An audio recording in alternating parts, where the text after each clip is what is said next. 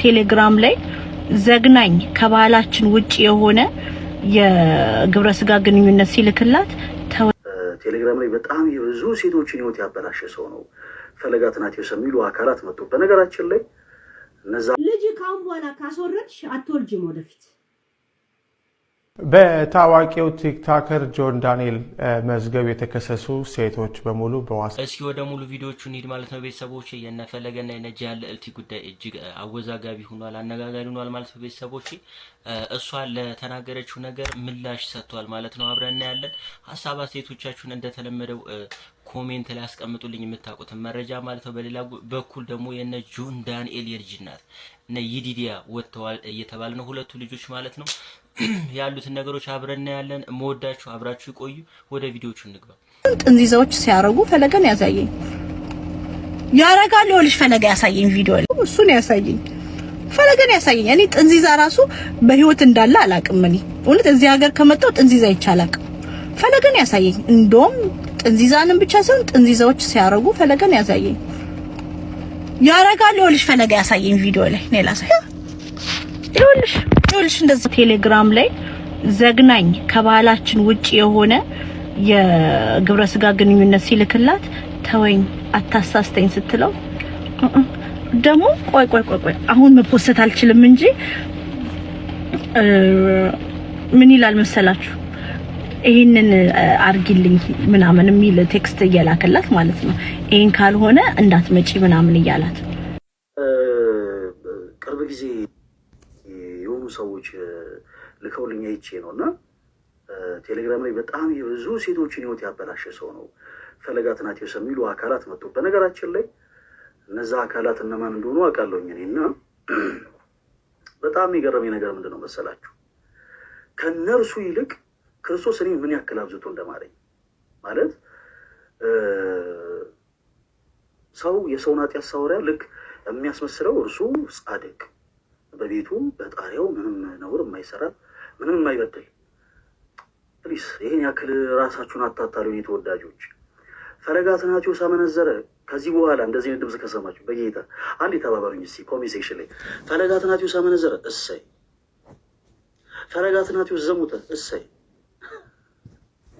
ፈለጋት ናቴዎስ ሰረቀ ምናምን እሰይ እሰይ። በቃ ሰዋት በህግ የሚያስጠይቅ።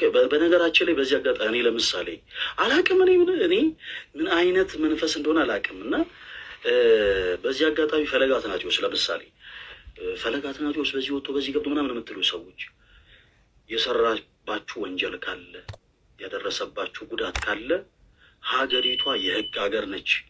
ፈለጋት ናቴዎስ እዚህ አምባገነን የሆነ መንግስት አይደለም። ሁላችሁም አንድ ላይ ተሰልፋችሁ ሄዳችሁ አቅራቢያችሁ ባለ ፖሊስ ጣቢያ መክሰስ ትችላላችሁ። እንዴ ትልቁ ነገር ምን መሰላችሁ? በሰራውት በደል እየተኮፈስኩ አይደለም። በነገራችን ላይ በሰራውት ስህተት እኔ እሰይ እንኳን እያልኩ አይደለም። ቆየሁ እኔ ከክርስቶስ ጋር ተነጋግሬ ከጨረስኩት እንዲህ አይነቱን ነገር የሚያደርጉት እነማን እንደሆኑ ስለማቅ ነው እንደዚህ ብላችሁ እኔ ተወዳጆች ለገና እዚህ ጋር ፊዮና እንደዚህ ምናምን ተብሎ ልደት ሲያከብሩ እዛ አሸሸ ገዳይ ሲሉ እዛ ልደታቸው ላይ ተገኝቷል። መሆን የለበትም። እንደ አንድ ኦርቶዶክስ ሃይማኖት ተከታይ አልደግፈውም። እኔ ፈለገን የማውቀው እግዚአብሔርን ቃል ሲያስተምረኝ እንጂ ዘፈን ተከፍቶ ሲጨፈር አይደለም። እንደዚህ አይነት የኦርቶዶክስ ወንድሜ እዛ ቦታ እንዲገኝ አልፈልግም። መምህሬ፣ የሃይማኖት መምህሬ ብዬ የምለው እንደ አንድ ኦርቶዶክስ፣ ሌሎቹም እንደዛው። አሁን ለምሳሌ ኤርሚ ኤችዲ እንደዚህ አይነት ቦታ ቢገኝ ኖርማል ኤርሚ ኤችዲን እናውቀዋለን። ፈታ እያለ የመጣ ልጅ ነው። ስለዚህ ወቀሳም ሊመጣበት አይችልም። ፈለገ ወደዚህ ጋር ሲመጣ መምህር ነው፣ የሃይማኖት መምህራችን ነው። እንደዚህ አይነት ቦታ ላይ መገኘት የለበትም።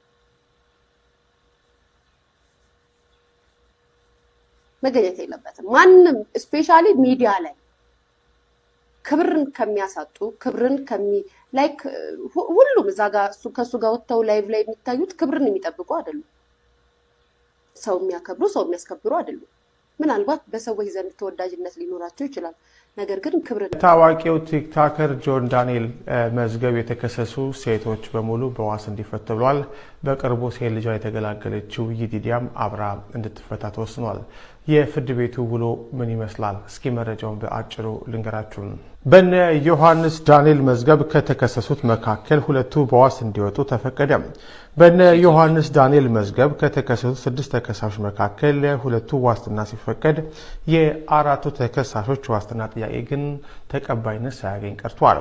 እንደ ኢትዮፒካ ሊንክ ዘገባ ከሆነ ዮሐንስ ዳንኤል፣ አማኑኤል መውጫ፣ ናትናኤል ወንደሰን፣ ኤልያስ ድሪባ፣ እሌኒ ክንፈ፣ የዲዲያ ነጻነት የተባሉ ተከሳሾች ላይ አቃቢ ሕግ ያቀረባቸው ክሶች ነሐሴ 16 ቀን 2016 ዓ.ም በግምት ከምሽቱ 3 ሰዓት ከ30 ሲሆን ንብረትነቱም የኢትዮጵያ አየር መንገድ የሆነ የበረራ ቁጥሩ ኢቲ 190 ቦምባርዲየር ኪው 400 አውሮፕላን ያለ አግባብ በመያዝ በቁጥጥር ስር አውለዋል። የመንግስት ሰራተኛ ኦፊሴላዊ ግዴታ እንዳይፈጽም በመቃወምና አለ ሐሙስ ግንቦት 14 ቀን 2017 ዓ.ም በነበረው ቀጠሮ ፍርድ ቤት አንደኛ ተከሳሽ ዮሐንስ ዳንኤል 2 ተደራራቢ ክሶች ያለበት እንደተጠበቀ ነው። አማኑኤል መውጫ፣ ናትናኤል ወንደሰን፣ ኤልያስ ድሪባ በአንድ ክስ ብቻ ተከላከሉ የተባለ ቢሆንም የቀረበባቸው ክስ ከሚያስቀጣው ከባድ ቅጣት አንጻርና በስነ ስርዓት ሕጉ ዋስትና ሊያስከለክል የሚችል ምክንያት አለ ብለን በማመናችን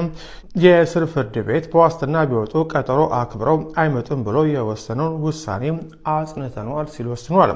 እሌኒ ክንፈና የዲዲያ ነጻነትን በተመለከተ ችሎቱ ዋስትና የፈቀደ ሲሆን በውሳኔው ዝርዝር እሌኒ ክንፈ ህመም ያለባትና ሕክምና እየተከታተለች መሆኑን የሚገልጽ የሕክምና ማስረጃ ይዛ ለዚህ ፍርድ ቤት በማቅረቧ የዲዲያ ነጻነት ደግሞ ነፍሰ ጡር ሆና ክርክር ስታደርግ በመቆየቷ አሁን ደግሞ ወልዳ ሕፃን ልጅ ይዛ በችሎት የተገኘች በመሆኑ በዋስ ቢወጡ በቀጠሮ ቀናቸው ይገኛሉ የሚል እምነት ፍርድ ቤት በመያዙ እያንዳንዳቸው በ100,000 ብር ዋስትና እንዲወጡ ወስኗል ሲል ኢትዮፒካ ሊንክ ዘግቧል።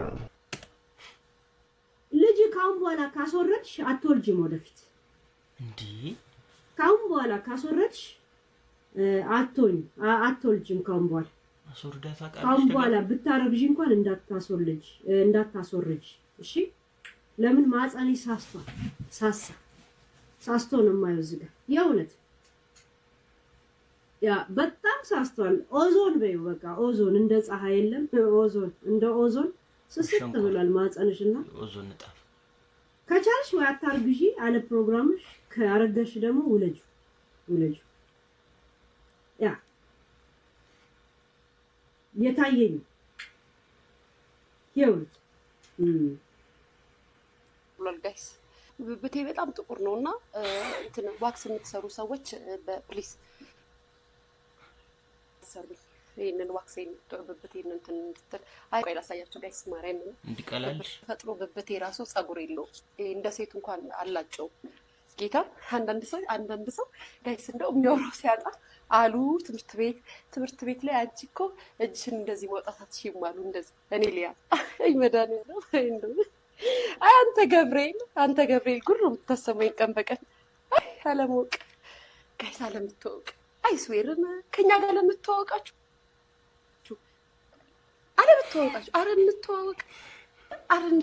እንተዋወቅ እንደው አይሆንም እንጂ ቢሆን ቢቻል ኑሮ ሲለን ነበር። እንደዚህ ተላሽቶ ምናምን አያውቅም እሱ። አላህ አሬላ ጠፋ ሰውነት የብብት ውድድር ስሜ ነው የወጣሁት። አይ ቤታይ ጋይስ ሾርኔ መሆኑ ነው። አይ መድኃኒዓለም አሁን ፍየል አረድኩ በግ ትቼ ፍየል አረድኩ። የእኔ ፍቅር እባክሽ ጋይስ